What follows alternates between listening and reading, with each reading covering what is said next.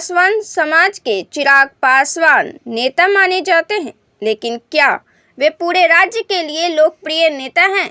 क्या बिहार का हर जाति, हर धर्म, हर वर्ग उनको अपना सीएम बनते हुए देखना चाहते हैं? यह एक सवाल है जिसका जवाब चिराग पासवान को जरूर मालूम करना चाहिए। चिराग पासवान की पार्टी की दो फाड़ होने के बाद अब एक ही सीट पर लड़ाई उनके ही परिवार के कई लोगों की सामने आई है। उस एक सीट पर दावेदारी चिराग पासवान से यूं तो उनके परिवार के सदस्य भी खफा हैं और उन पर यह इल्जाम लगा रहे हैं कि बनावटी रिश्ते निभाते हैं वे। जिस तरह अपनी मां के बारे में सोचते हैं उस तरह बड़ी मां के बारे में नहीं सोचते हैं। खैर, यह तो है उनके परिवार की बात जो राजनीति में उनके विरासत पर दावा ठोक रहे हैं, लेकिन चिराग पासवान ने जो बयान दिया है वह राजनीति में उनकी दिशा और दशा को निर्धारित करता है। चिराग पासवान बिहार सरकार पर निशाना साधने, कटाक्ष करने से कभी पीछे नहीं रहते हैं। हालांकि उनके बयानों में, दावों में कोई दम नहीं होता है। बिहार में तेजस्वी और चिराग उभरते हुए राजनेता हैं और चिराग बिहार में सीएम बनना चाहते हैं। वहीं तेजस्वी यादव को भी बिहार में सीएम बनने की बात जोर शोर से है। लेकिन क्या इन दोनों युवाओं के बीच हुई लड़ाई में तेजस्वी को चिराग टक्कर देना तो दूर हिला भी नहीं सकते हैं। लेकिन हाँ, बयानों से उन्होंने होने वाले विधानसभा चुनाव की तरफ इशारा जरूर कर दिया है।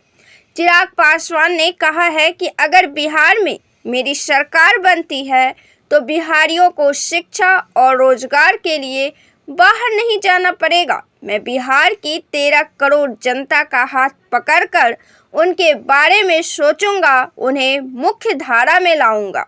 हालांकि यह बयान भी तेजस्वी यादव के वायदे और बयानों का पीछा करते हैं, लेकिन उनका टारगेट हमेशा नीतीश कुमार रहे हैं। उनके बयानों का आना मतलब सीएम पर उनका कटाक्ष होना, ऐसी छवि चिराग पासवान की बनती जा रही है। हालांकि उन्होंने बिहार की जनता से कहा है कि अगर मेरी सरकार आती है तो मैं बिहार में शिक्षा और रोजगार की सारी ज़रूरतें पूरी करूंगा।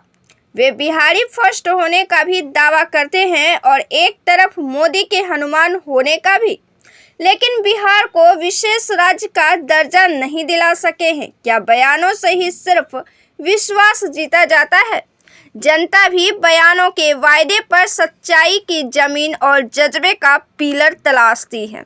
फर्स्ट बिहारी का मुहिम छेड़ने वाले, नारे लगाने वाले चिराग यदि बिहार को विशेष राज्य के दर्जे दिए जाने की बात करते, इस दिशा में काम करते तो उनमें कुछ नया दिख सकता था और बिहार की जनता के सामने वे ऐसे नेता के तौर पर उभर सकते थे जो पूरे बिहार का ध्यान अपनी ओर आकृष्ट करे। लेकिन उभरते हुए दूसरे राजनेता की बयानों और वायदों की नकल कर वे अपनी राजनीति कब तक चमका सकेंगे? हालांकि उन्होंने स्पष्ट संकेत दे दिया है कि बिहार विधानसभा चुनाव में उनकी पार्टी बिहार के सभी सीटों पर चुनाव लड़ेंगी। वे अपनी सरकार बनाए जाने की कोशिश करेंगे। नीतीश पर हमला करते हुए उन्होंने कहा है कि वे लिबास की तरह पार्टी बदलते रहते हैं, मनमानी राजनीति करते हैं और जनादेश को लात मारते रहते हैं। उनको श्री बाबू से कुछ सीख लेना चाहिए। चिराग ने जदयू को तीसरे नंबर की पार्टी बताई है, लेकिन बिहार में अपनी सरकार बनाए जाने का दावा करने वाले चिराग की अपनी पार्टी ही टूट चुकी है और चिराग पासवान की अपने पिता से जो विरासत शेष बची हो, लेकिन उनके पार्टी का कोई मजबूत आधार नहीं है। उनकी पार्टी बिहार के सभी जिलों में एक्टिव नहीं है, धरातल पर कोई काम नहीं है। फिलहाल तो लोकसभा चुनाव है और उनकी दावेदारी की सीट पर कई दावेदार हैं। ऐसे में आगे क्या होता है ये देखना दिलचस्प होगा।